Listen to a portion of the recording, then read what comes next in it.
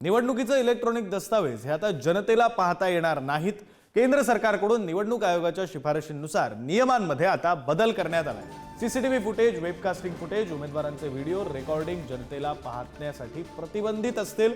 तर केंद्र सरकारच्या निर्णयाविरोधात आता काँग्रेस न्यायालयात जाण्याची शक्यता आहे। प्रतिनिधी रिद्धेश हातीम फोन लाईनवरून जोडले गेलेत। अधिकचा तपशील त्यांच्याकडून घेऊ। रिद्धेश, नक्कीच विक्रांत, आपण पाहिलं निवडणुकीशी संबंधित इलेक्ट्रॉनिक दस्तावेज आता सर्वसामान्यांसाठी खुले राहणार नाही।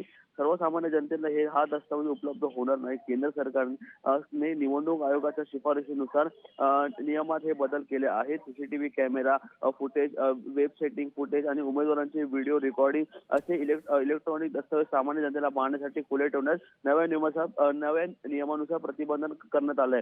मात्र दुसरीकडे तर या निर्णयावर आता जे काँग्रेस आहे ते कोर्टात जाणार आहे। इलेक्ट्रॉनिक दस्तावेज बाबत केंद्राकडे शिफारस करणाऱ्या आयोगावर काँग्रेसने प्रश्नचिन्ह उपस्थित केला आहे। निवडणुकीशी संबंधित सर्व दस्तावेज जनतेसाठी खुला असावा असे स्पष्ट निर्देश न्यायालयाने दिले असताना देखील आयोगाने याबाबत घाई केली आहे आणि हा निर्णय निवडणूक प्रक्रिया आणि लोकशाहीला कमकुवत करणारा असून या विरोधात आता काँग्रेसने कोर्टात जाऊन कायदेशीर लढत करणार आहे। मात्र यावरती जे देशावर कसे पडसाद उमटून येणारे काँग्रेस यापुढे कोर्टात जाणाऱ्या व्यक्तीचं आंदोलन देखील करणार का, हे देखील पाहणं मात्र आता येणाऱ्या दिवसांमध्ये महत्त्वाचं असणार आहे। खरं रिद्धेश, तुम्ही म्हणताय त्यामुळे आता या निर्णयाचे राजकीय पडसाद नेमके कसे उमटतात ते पाहणं महत्त्वाचं असेल। तुर्तास धन्यवाद तुम्ही दिलेल्या सविस्तर माहितीसाठी।